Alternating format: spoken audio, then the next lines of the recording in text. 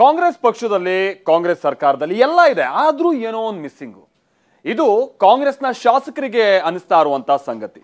ಆ ಕಾರಣಕ್ಕಾಗಿನೇ ಏನೋ ನಾವು ನಮ್ಮ ಸರ್ಕಾರ ಬಂದಿದೆ, ಬಹಳ ಸುಭದ್ರವಾಗಿ ನಮ್ಮ ಸರ್ಕಾರ ನಡೆಸೋಕೆ ಬೇಕಾದಷ್ಟು ನಂಬರ್ಸ್ ಇದೆ, ಆದ್ರೂ ನಮ್ಮ ಬೇಡಿಕೆಗಳು ಈಡೇರ್ತಾ ಇಲ್ಲ, ಅಥವಾ ಆದ್ರೂ ನಮಗೊಂದಷ್ಟು ಸಮಸ್ಯೆ ಇದೆ ಅನ್ನುವಂಥದ್ದನ್ನ ತೋರ್ಪಡಿಸುವಂತ ನಿಟ್ಟಿನಲ್ಲಿ, ಅದನ್ನ ದೊಡ್ಡ ಮಟ್ಟದಲ್ಲಿ ಮುಖಂಡರುಗಳ ಮುಂದಿಡುವಂತ ನಿಟ್ಟಿನಲ್ಲಿ ಡಿನ್ನರ್ ಪಾಲಿಟಿಕ್ಸ್ ಈಗ ಬಹಳ ಜೋರಾಗಿ ನಡೀತಾ ಇದೆ. ಯಾಕಂತ ಅಂದ್ರೆ ಸುಮಾರು 11 ರಿಂದ 12 ಮಂದಿ ಶಾಸಕರು ಒಂದು ಊಟ ಕೂರುವಂತ ನೆಪದಲ್ಲಿ ತಮಗಿರುವಂತ ಅಸಮಾಧಾನಗಳನ್ನ ಮುಂದಿಟ್ಕೊಂಡು ಎಲ್ಲರೂ ಒಗ್ಗಟ್ಟಾಗ್ತಾ ಇದ್ದಾರೆ ಅನ್ನುವಂಥದ್ದು ಗೊತ್ತಾಗ್ತಾ ಇದೆ. ಹಾಗಾದ್ರೆ ಯಾರು ಆ ಶಾಸಕರು, ಏನ್ ಅವರಿಗೆ ಸಮಸ್ಯೆ ಉಂಟಾಗ್ತಾ ಇರುವಂಥದ್ದು ಸರ್ಕಾರದಲ್ಲಿ ಅಥವಾ ಪಕ್ಷದಲ್ಲಿ, ಬನ್ನಿ ರಿಪೋರ್ಟ್ ಅಲ್ಲಿ ನೋಡ್ಕೊಳ್ಳೋಣ.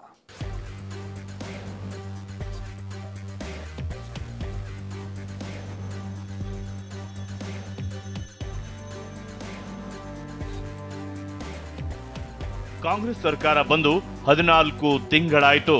ಸಚಿವರು ಖುಷಿಯಾಗಿದ್ದಾರೆ, ಸಿಎಂ ಡಿಸಿಎಂ ಫುಲ್ ಖುಷಿಯಾಗಿದ್ದಾರೆ. ಆದರೆ ಬೇಸರ ಇರೋದು ಮಾತ್ರ ಕಾಂಗ್ರೆಸ್ನ ಶಾಸಕರಿಗೆ. ಕಾಂಗ್ರೆಸ್ ಪಕ್ಷದ ಸರ್ಕಾರದಲ್ಲಿ ಎಲ್ಲವೂ ಇದೆ, ಆದರೆ ಏನೋ ಮಿಸ್ಸಿಂಗ್ ಎಂಬ ಭಾವನೆ ಶಾಸಕರನ್ನ ಕಾಡುತ್ತಿದೆ. ಹೀಗಾಗಿಯೇ ಅಧಿವೇಶನದ ಸಂದರ್ಭದಲ್ಲಿ ಡಿನ್ನರ್ ನೆಪದಲ್ಲಿ ಕಾಂಗ್ರೆಸ್ ಶಾಸಕರು ತಮ್ಮ ಬೇಸರವನ್ನ ಪರಸ್ಪರ ಚರ್ಚೆ ಮಾಡಿಕೊಂಡಿದ್ದಾರೆ.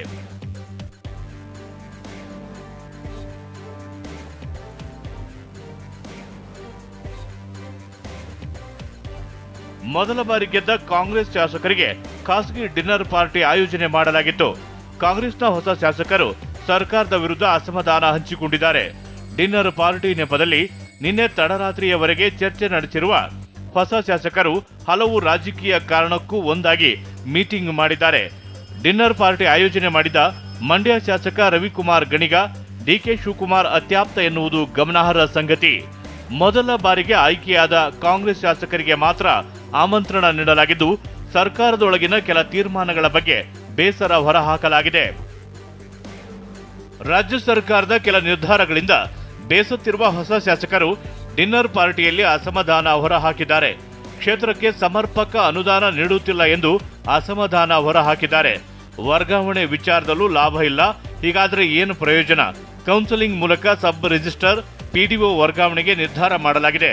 ಸರ್ಕಾರ ಕೈಗೊಂಡಿರುವ ಕೌನ್ಸೆಲಿಂಗ್ ನಿರ್ಧಾರಕ್ಕೆ ಶಾಸಕರು ಅಸಮಾಧಾನ ಹೊರಹಾಕಿದರು.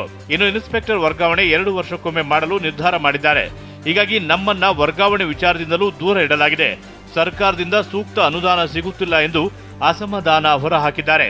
ಮೊದಲ ಬಾರಿ ಶಾಸಕರಾಗಿ ಆಯ್ಕೆಯಾಗಿರುವ ನಮ್ಮನ್ನ ಕೇಳೋರು ಇಲ್ಲ, ನಮ್ಮ ಕಷ್ಟಗಳ ಬಗ್ಗೆ ಯಾರು ಕೇಳುತ್ತಿಲ್ಲ ಎಂದು ಶಾಸಕರು ಅಸಮಾಧಾನ ಹೊರಹಾಕಿದ್ದಾರೆ.